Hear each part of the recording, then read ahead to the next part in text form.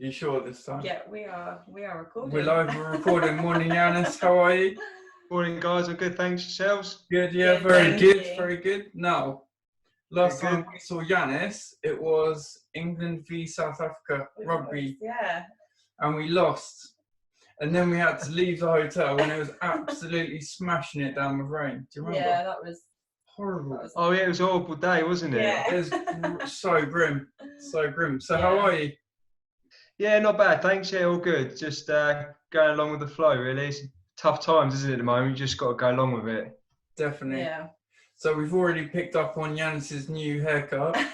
It's like that haircut. Which is Do it yourself. obviously done for racing, I'm guessing. Shave off milliseconds. Streamline. Yeah. Well, I doubt there'll be any races going ahead for a long time, but This is true. Maybe next year. Yeah. Are you going to keep Yeah. it? That's the question. Will you keep it? what, the haircut? Yeah. No, I don't like it. No, I'll go back I to it a think bit you look- longer. I think you look Yeah. good. I think it suits you, mate. Thanks. I Right. think it's made me aged about 10 years. No, I think it looks good, mate. It's good. You should Suits keep you, it. yeah. Yeah, definitely. Oh, Thumbs thanks. up. I'll let my wife know then. She did a good job. You did. Yeah, very good. There's a career for her in Yeah, hairdressing. definitely. So Yiannis, just leading on from what we sort of started getting to then, obviously races have been cancelled, and people are interested to know, how are you staying motivated when things are getting cancelled left, right and centre? Well, at first it was all right, like the early days when we first went into lockdown. Like obviously you couldn't swim, so that was a bit of a tough one really. So the first thing I did was, well, I need to keep the swim muscles working. So I did a lot of band stuff and swimmers call it land-based exercise, but I call it strength work. So I did a lot of strength work anyway. So I added 2 more sessions a week to replace swimming. And I did the bike. I did an extra bike session to replace the 3rd swim session that I did. At the time, I was still focusing very much on the European Championships in Malmo on the 8th of August. And that got cancelled a week ago. So that was very much my focus, motivation, although races leading up to it. So I went back into base training and just like started enjoying a lot more, like going out and just not having to go out and make sure you've got to hit the pace for something and stuff like that. So that's motivated me, going out and looking for new routes and stuff. And we're going for a walk later, and we're going to go find more running routes, and then we just add that onto my normal training. And then today, last night, I don't know if you saw, British Triathlon decided to suspend all qualifiers and home nation championships. So that means I was then working towards the 1st of August would have been the first ever British Aquathlon Championships. And I know I told you guys that I wasn't going to do aquathlons this year. I was going to focus on triathlons, but I was going to do that one because it was the first British Aquathlon Championship. So I wanted to do it first time, just to be there and do it. So that's been axed now as well, and that's been moved till next year. So really, it's I'm a bit thinking this morning what I'm going to be doing in plan wise, and I think likelihood there's going to be no races going ahead this year. Maybe if we're lucky in December. I mean, triathlon races going ahead in late September. I'm not too sure.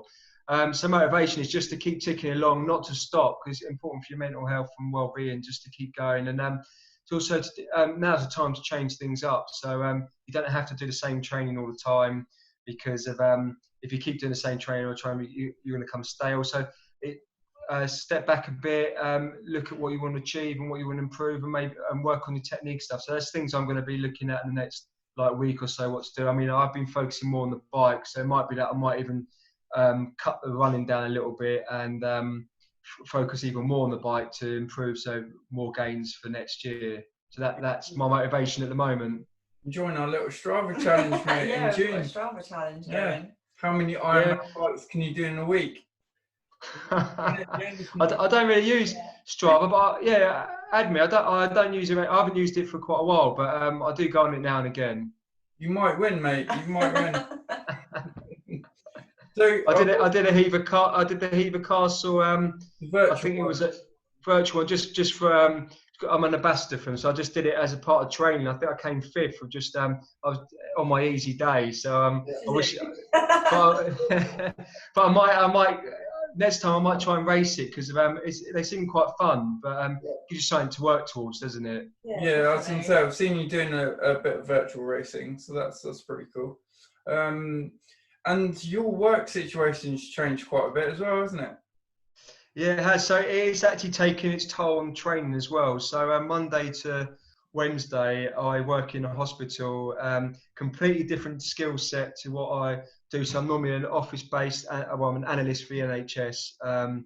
So I was working from home for most of the time when we went in lockdown, and then a lot of the admin staff have been redeployed. So I was one of the ones that got told to go into the hospital to prep food for the COVID patients on the ward.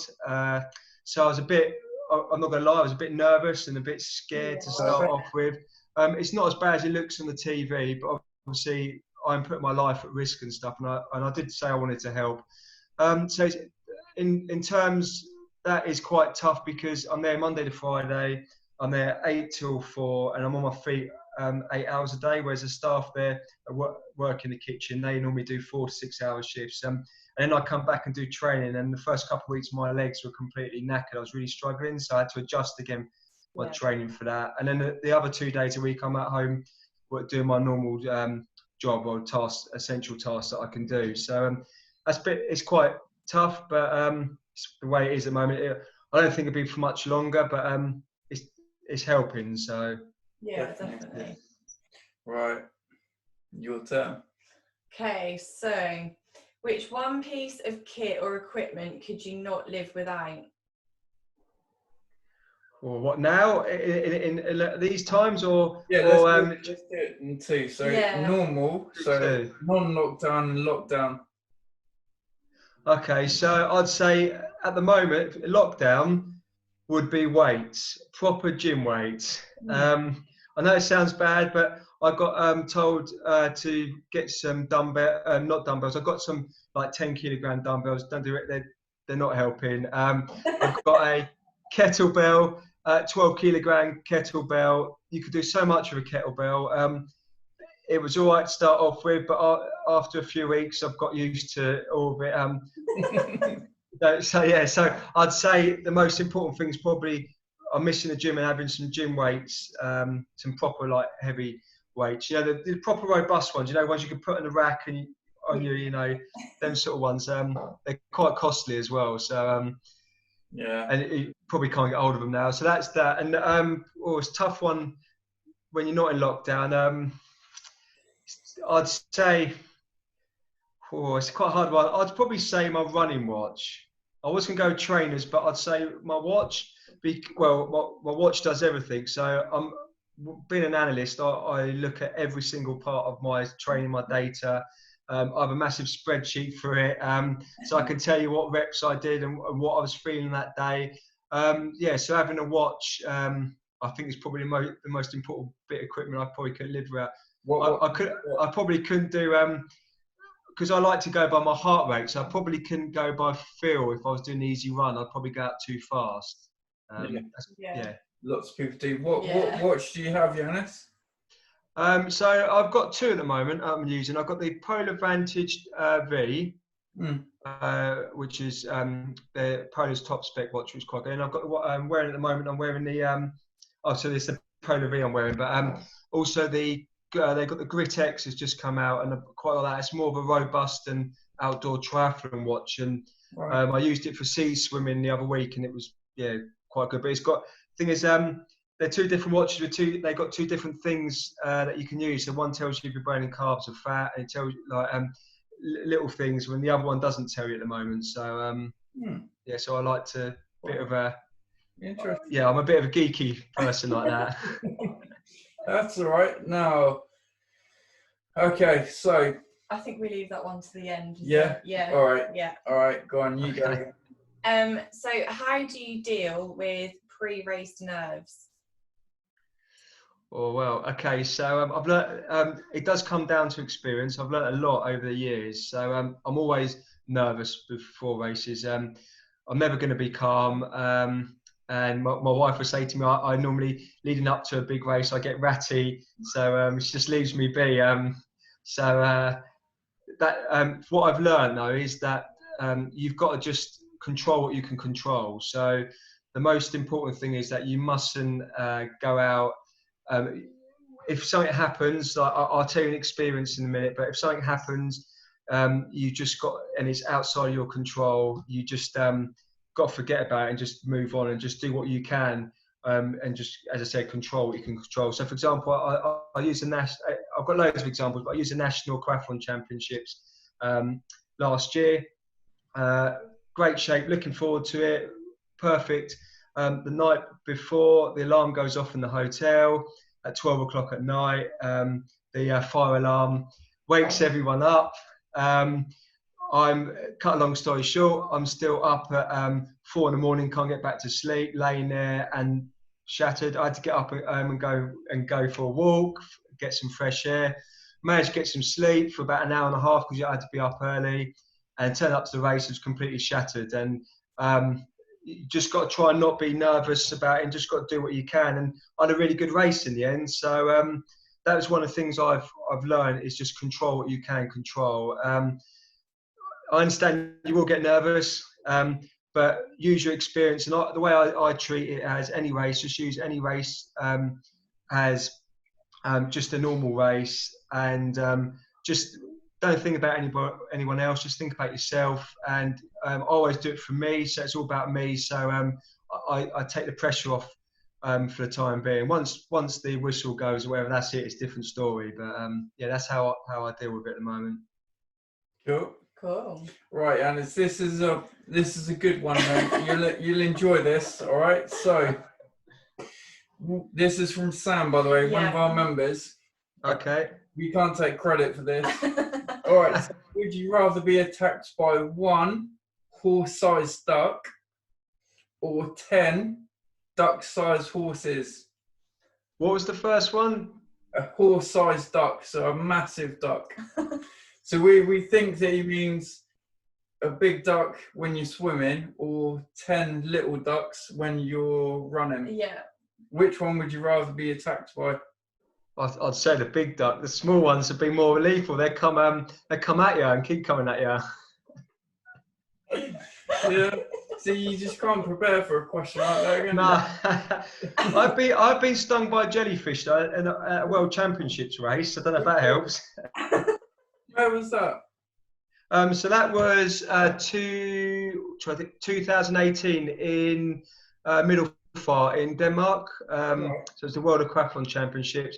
Now the day, I'll tell you a little story about it. The day before, everyone went to the swim recce. I don't normally do a swim recce the day before, but I was going to do it this time. And there was a lot of text messages going, "Oh, stay away. It's all the whole sea is infested with jellyfish." So I stayed away. Got to the I thought, well, if I get stung, I might as well get stung on the race. So turned up to the race briefing, and I was talking to one of the guys, and he said, "Oh, it's not too bad like that." And I said to him, "Do you realise you've got a massive lump?" He had a massive lump here. He'd been stung, and it was like, well, it was huge. So I was like, I'm glad I didn't do it anyway. So a lot of people complain they've been stung. And the thing is, if you've never been stung by a jellyfish, you don't know what reaction you might get. Anyway, so I did the race, and on the day of the race, there wasn't any jellyfish at the start, so that was good. And when I was swimming towards the end, I started getting around here, like you know when you have a shave and sometimes it's a little bit when you go into like a swim or something afterwards, and it feels a bit tickly. I started getting all tickly and tingly around here, and then when I came out onto the run, I couldn't hear my ears. So I've been stung in my ear, but I did feel a bit dazed afterwards. A lot of athletes stopped because they got stung quite badly, but there was a few that I heard that swallowed some small jellyfish. So yeah, I didn't see it. I know they were there in the race. I didn't see any in the race, but they definitely stung me. But people, you could see them afterwards. They was huge, but yeah, I think they're the little baby ones when. Oh, that's crazy. Who swims with their mouth open in the sea? Breathing in. Well, yeah, but I suppose, well, you shouldn't be breathing in underwater, know. should you? Yeah. Flying jellyfish, maybe they're Apparently, it was the small ones that were worse because they're the ones that just kept stinging because they were baby ones or something. No See, we've only ever encountered jellyfish at Weymouth. At Weymouth, but I just told myself they were plastic bags that I was swimming over top. But it was so choppy, they were just getting chucked all over the place. Okay. Yeah, I don't think the stings are too bad. I mean, some of them could be quite bad, but yeah. There we go. Sweet, Yiannis, it's been great to talk to you as always, mate. Okay. What are you training for at the moment then? Have you got a focus on anything on PB that you want in training?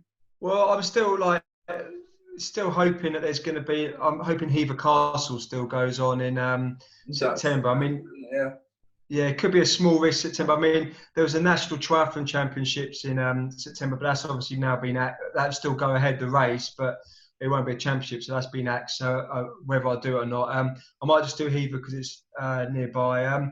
Nothing really. I haven't really thought about it. It all depends what happens later in the year. I might focus on the running.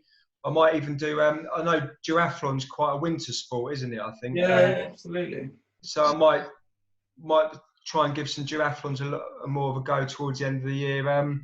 I'm just going to keep ticking along, and I might even take a easy week in the next few weeks just to rebuild. And definitely. Yeah, there's obviously you just got to keep ticking along. There's not a lot you can do, is there? And that's it. Well, and just enjoying it.